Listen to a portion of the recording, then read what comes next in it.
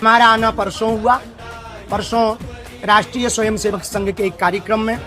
भारत दुर्गा माता मंदिर में भूमि पूजन में हमें जाने का सौभाग्य मिला।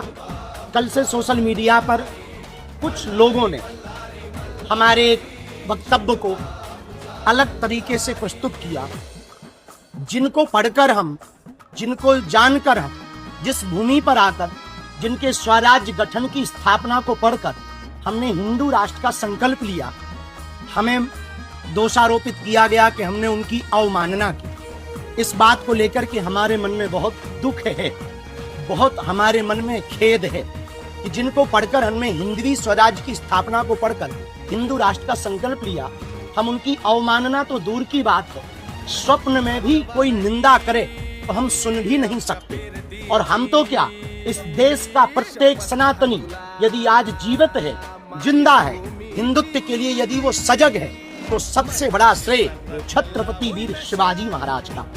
और हमें इस बात का दुख है कि जो छत्रपति वीर शिवाजी को मानते हैं, चाहे वो संभाजी विग्रह के लोग हों अथवा फिर मराठा साम्राज्य में परंपरा में अपने जीवन को जीने वाले मराठा हों, वो हमारे ही लोग हैं। हम भी छत्रपति शिवाजी को मानते और वो भी उनको ही मानते, और हम लोग आपस में खींचातानी करेंगे तो दूसरे लोगों को मौका मिलेगा। हमारा 1% भी इस प्रकार का कोई मत नहीं था, ऐसा कोई विचार नहीं था कि हमने गुरु महिमा के प्रति कितने वो समर्पित थे। उस वक्तव्य को हमने गुरु महिमा के प्रति गाया था कि गुरुओं के प्रति हमारे देश के राजा, हमारे देश के हिंदू हृदय सम्राट, हिंदुओं के सिरमौर, हिंदुओं के चक्रधर सम्राट छत्रपति वीर शिवाजी महाराज संतों को, मठों को, महंतों को, आई तुलजा भवानी को कितना मानते थे। उस भाव को कहने का तरीका हमारी अपनी भाषा में था, जिसको कुछ लोगों ने अनर्थ करके